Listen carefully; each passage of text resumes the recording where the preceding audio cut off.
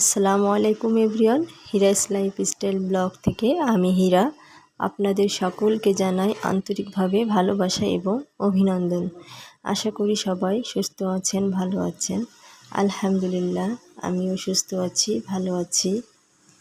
আজকেও চলে আসলাম নতুন আরেকটি ব্লগ ভিডিও নিয়ে। ভিডিওটি আপনারা শুরু থেকে শেষ পর্যন্ত দেখবেন। আশা করি সবার কাছেই ভালো লাগবে। আর ভালো লাগলে অবশ্যই ভিডিওতে একটি লাইক দিবেন। আর ভিডিওটি আপনাদের কাছে কেমন লাগলো অবশ্যই কমেন্ট করে আমাকে জানাবেন। তো আজকে গেছিলাম বাজারে, আর সকাল থেকেই তো বৃষ্টি হচ্ছে, ঝুম বৃষ্টি। এর ভিতর দিয়েই বাজারে গিয়েছিলাম। আমার রাফ ইউজ করা জুতাটা নষ্ট হয়ে গেছে, তো ভাবলাম আজকে না গেলে হবে না, এই জন্য গেছিলাম জুতা নিয়ে আসতে। তো জুতা নেওয়ার পরে আবার মনে পড়লো যে আমার বাড়িওয়ালা আর আমার মেয়ের জন্য তো নিতে হবে।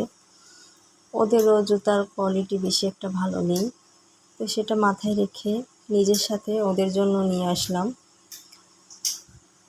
আর বাজারে গেলে তো একটা বাজেট নিয়েই বাসা থেকে বের হয়েও 5টা জিনিস নিয়ে চলে আসতে হয়, এমনই অবস্থা। আমার ক্ষেত্রে তো এটাই হয়ে যায়। তো কী করব, কিছু করার নেই। বাজেটের মধ্যেও চলতে চাইলেও কেমন জানি উল্টোটা হয়ে যায়। তো যাই হোক, এদিকে আজকে সকালে তো কোনো নাস্তা বানাই নাই। কালকের কিছু ভাত তরকারি ফ্রিজে রাখা ছিল, অল্প কিছুই, তো সেটুকু আমার বাড়িওয়ালা আর আমার মেয়েকে দিছিলাম। তো ওরা খাইছে, আমার আর সকালে কিছু খাওয়া হয় নাই। তো পেটে এদিকে টান পড়ে গেছে, আর তো পারা যাচ্ছে না। তো ভাবলাম বাকি কাজগুলো করার আগে রান্নাটা করে নিই, তা না হলে তো অসুস্থ বোধ করতে হবে।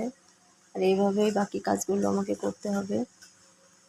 আর এখনও পর্যন্ত ধৈর্য সহকারে যারা আমার ভিডিওটি দেখছেন, তারা অবশ্যই আমার ভিডিওতে একটি লাইক দিবেন এবং চ্যানেলটি সাবস্ক্রাইব করবেন।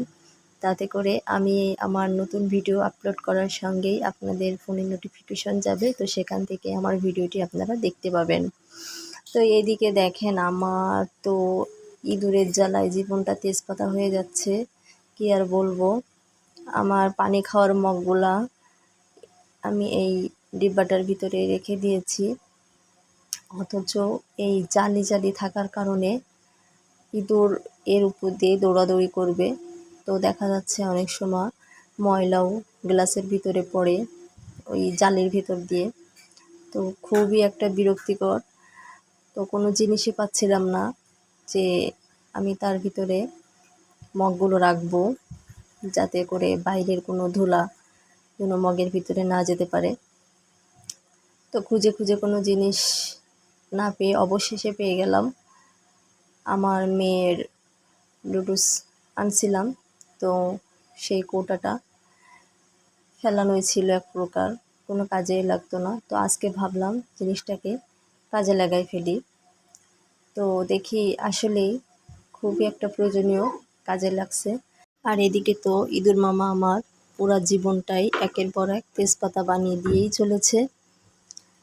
ঘর থেকে ইঁদুর তাড়ানোর কোনো টিপস যদি আপনারা জেনে থাকেন, তাহলে অবশ্যই আমাকে কমেন্ট করে জানাবেন।